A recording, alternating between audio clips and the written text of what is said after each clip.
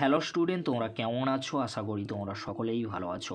প্রতাপ academy coaching পরিবারে তোমাদেরকে সকলকেই স্বাগত জানাই। তোমরা যারা একাদশ শ্রেণীর ছাত্রছাত্রী রয়েছো, তোমাদের জন্য আজকের আমি নিয়ে চলে এসেছি একাদশ শ্রেণীর সেকেন্ড সেমিস্টার ফিলোসফি বা দর্শনে চ্যাপ্টার 6 থেকে গুরুত্বপূর্ণ 6 মার্কসের কোশ্চেন উইথ অ্যান্সার। আবারও তোমাদেরকে বলে রাখি, তোমরা যারা এখনও পর্যন্ত প্রথম অধ্যায় থেকে পঞ্চম অধ্যায় পর্যন্ত গুরুত্বপূর্ণ কোশ্চেন উইথ অ্যান্সারের ভিডিও দেখোনি, এই ভিডিও ডেসক্রিপশন বক্সে সেই ভিডিওর লিঙ্ক আমি দিয়ে দেবো। খুব সহজেই তোমরা সেই ভিডিওগুলি দেখে নিতে পারবে লিঙ্কগুলিতে ক্লিক করে। চলো বেশি দেরি করবো না, আজকের আমরা দেখে নেব ক্লাস একাদশ শ্রেণীর সেকেন্ড সেমিস্টারে ফিলোসফি বা দর্শনে চ্যাপ্টার 6 অর্থাৎ নিরপেক্ষ ন্যায় মূর্তি ও সংস্থান এবং বৈধতা বিচার। গুরুত্বপূর্ণ 6 মার্কসের কোশ্চেন উইথ অ্যান্সারগুলি আমরা দেখে নেব। ফার্স্ট যে কোশ্চেনটি রয়েছে, নিরপেক্ষ ন্যায়ের সংস্থান বলতে কী বোঝো?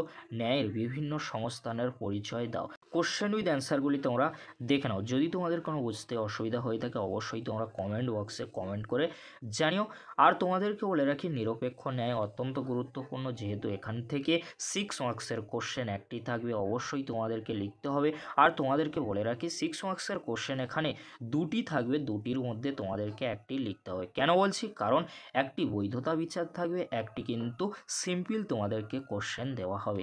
সেই জন্য তোমাদেরকে বলো, নিরপেক্ষ ন্যায় তোমরা ভালো করে বুঝে নেবে, তাহলে তোমাদের নিরপেক্ষ ন্যায় থেকে বৈধতা বিচার করতে সুবিধা হবে। আর 6 মার্কস তোমরা অনায়াসেই কিন্তু পেয়ে যাবে। কোশ্চেন উইথ অ্যান্সারের থেকে বৈধতা বিচার অনেকটাই সহজ রয়েছে। যদি তোমরা ন্যায় বিচার করতে না পারো অবশ্যই তোমরা কমেন্ট বক্সে কমেন্ট করে জানিও, তার উপরে একটি ভিডিও আনার চেষ্টা করব। পরবর্তী যে 6 মার্কসের কোশ্চেন উইথ অ্যান্সারটি রয়েছে, নিরপেক্ষ ন্যায় কাকে বলে? ন্যায়ের বৈধ মূর্তি বলতে কী বোঝায়? বিভিন্ন সংস্থানের বৈধ মূর্তিগুলির নাম উল্লেখ করো। কোশ্চেনটি 6 মার্কসের জন্য অত্যন্ত গুরুত্বপূর্ণ রয়েছে। কোশ্চেন উইথ অ্যান্সারটি তোমরা দেখে নাও। 19টি বৈধ মূর্তি রয়েছে। প্রথম সংস্থানে রয়েছে 4টি বৈধ মূর্তি, দ্বিতীয় সংস্থানে রয়েছে 4টি বৈধ মূর্তি, তৃতীয় সংস্থানে রয়েছে 6টি বৈধ মূর্তি, চতুর্থ সংস্থানে শুদ্ধ বা বৈধ মূর্তির সংখ্যা রয়েছে 5টি। তোমরা দেখে নাও। পরবর্তী যে কোশ্চেন উইথ অ্যান্সারটি রয়েছে, ন্যায়ের মূর্তি বলতে কী বোঝো? নিরপেক্ষ ন্যায়ের মোট সম্ভাব্য মূর্তি কতগুলি? এদের মধ্যে বৈধ মূর্তি কতগুলি? কোশ্চেন উইথ অ্যান্সারটি তোমরা পরপর দেখে নাও। এখানে কিন্তু উদাহরণ 1 রয়েছে, উদাহরণ 2 রয়েছে, ব্যাখ্যা রয়েছে, মূর্তি সংকীর্ণ অর্থে রয়েছে, ব্যাপক অর্থে রয়েছে। তোমরা পরপর দেখে নাও। তারপরে তোমরা দেখে নাও, নিরপেক্ষ ন্যায়ের মোট সম্ভাব্য মূর্তির সংখ্যা। এখানে সংকীর্ণ অর্থে মূর্তির সংখ্যা কতগুলি রয়েছে? 64টি রয়েছে, অর্থাৎ প্রত্যেকটি সংস্থানের 16টি করে কিন্তু মূর্তি রয়েছে।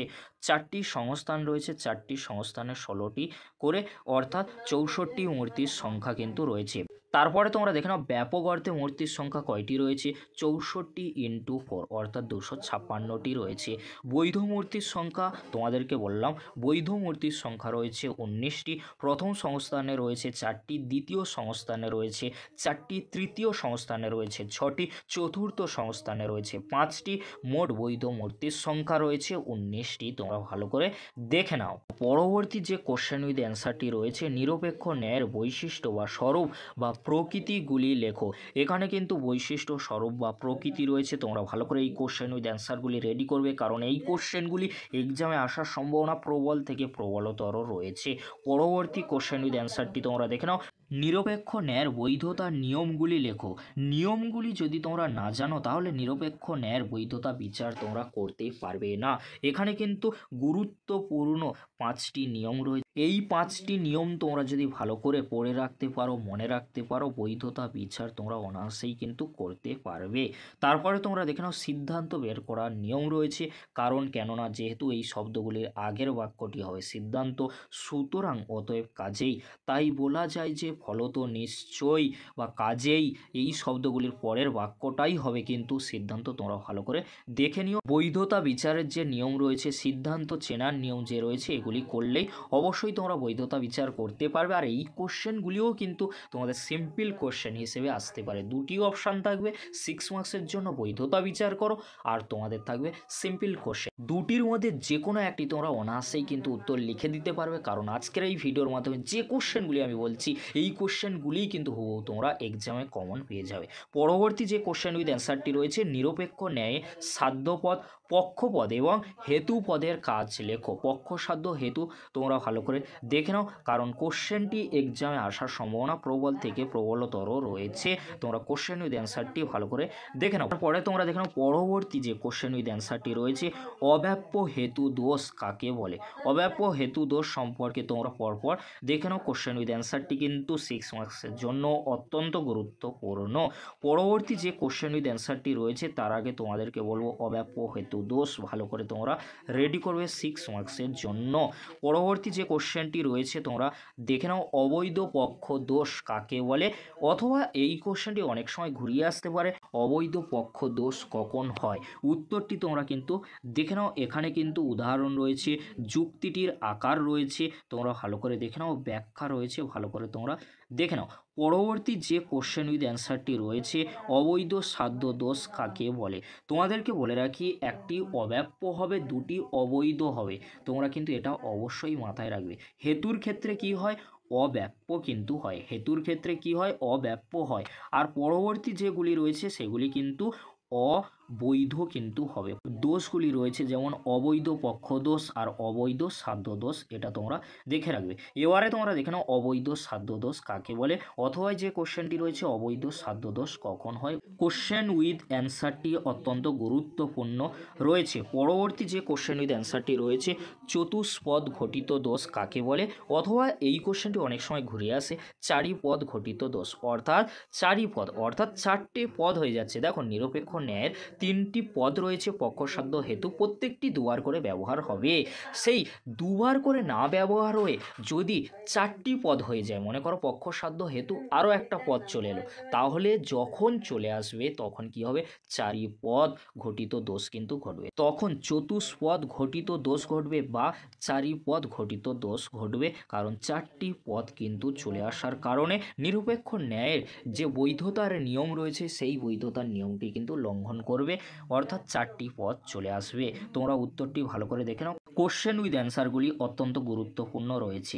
এবারে তোমাদেরকে বলে রাখি, এতক্ষণ তোমাদেরকে আমি কোশ্চেন উইথ অ্যান্সারগুলি দেখালাম, এবারে তোমাদেরকে যেটা দেখাবো সেটা হচ্ছে বৈধতা বিচার করো। বৈধতা বিচারের ক্ষেত্রে কেমন কোশ্চেন আসবে তোমরা দেখে নাও। উদাহরণ দিয়ে একটি কিন্তু আমি কোশ্চেন রেখেছি, কোশ্চেন উইথ অ্যান্সারটি তোমরা দেখে নাও। প্রত্যেক ধার্মিক ব্যক্তি সুখী এবং সব অধ্যাপক হয় সুখী, কাজেই সব অধ্যাপক ধার্মিক হয়। যেহেতু এই বাক্যটির মধ্যে কাজেই শব্দ রয়েছে, আমি তোমাদেরকে বলেছিলাম কারণ, কেননা যেহেতু যদি শব্দ থাকে তাহলে তার আগেরটা হয়, আর যদি কাজেই থাকে তাহলে কি হয়, তার পরেরটা সিদ্ধান্ত হয়। যেহেতু কাজেই রয়েছে সব অধ্যাপক ধার্মিক, এটাই কিন্তু সিদ্ধান্ত। আগেই তোমাদেরকে সিদ্ধান্তটি কিন্তু ধরে নিতে হবে। যেহেতু কাজেই রয়েছে তার পরেরটা, যেমন আমি লিখেছি, সকল অধ্যাপক হয় ধার্মিক ব্যক্তি। তারপরেই তোমাদেরকে কি করতে হবে, অধ্যাপক, অধ্যাপক কি, এটি কিন্তু হচ্ছে কি তোমাদের এস পদ, এস পদকে তোমাদেরকে কি করতে হবে, তৃতীয় আশ্রয় বাক্য অর্থাৎ অপ্রধান আশ্রয় বাক্য। নিরপেক্ষ ন্যায়ের ক্ষেত্রে প্রধান থাকবে প্রথমে, তারপরে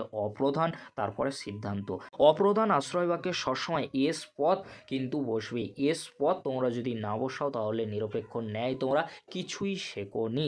নিরপেক্ষ ন্যায়ের ক্ষেত্রে 3টি বচন তোমাদেরকে অবশ্যই নিতে হবে। যদি তোমরা 3টি বচন না নাও তাহলে সেটা সংক্ষিপ্ত ন্যায়ের মধ্যে পড়বে, তখন সেই নিরপেক্ষ ন্যায়টি কিন্তু সংক্ষিপ্ত ন্যায় কিন্তু হবে। সংক্ষিপ্ত ন্যায়, এখানে আমি একটি কোশ্চেন রেখেছি, কোশ্চেন উইথ অ্যান্সারটি তোমরা ভালো করে রেডি করে নিও। সংক্ষিপ্ত ন্যায়ের সংজ্ঞা দাও, সংক্ষিপ্ত ন্যায়ের প্রকারভেদ উদাহরণ সহ আলোচনা করো। সংক্ষিপ্ত ন্যায় কিন্তু 4টি রয়েছে, প্রথম, দ্বিতীয়, তৃতীয়, চতুর্থ রয়েছে, তোমরা পরপর দেখে নিও। সংক্ষিপ্ত ন্যায় প্রথম মানে প্রথমটা মিসিং থাকবে, দ্বিতীয় মানে দ্বিতীয়টি মিসিং থাকবে, তৃতীয় মানে তৃতীয় উদাহরণটি মিসিং থাকবে, চতুর্থ সংক্ষিপ্ত ন্যায় কিন্তু প্রথম আর দ্বিতীয়টি মিসিং থাকবে, শুধু সিদ্ধান্ত থাকবে। এটা তোমরা দেখে নিও, আমি তোমাদেরকে সংক্ষেপে বলে দিলাম। আর তোমাদেরকে বলে রাখি, এরকমই কিন্তু উদাহরণ থাকবে। তারপরে প্রথমে তোমাদেরকে সিদ্ধান্ত চিহ্নিত করতে হবে, সিদ্ধান্তর জায়গায় তোমাদেরকে সিদ্ধান্ত কিন্তু বসিয়ে দিতে হবে। কি বচন হচ্ছে তার উপর ডিপেন্ড করছে।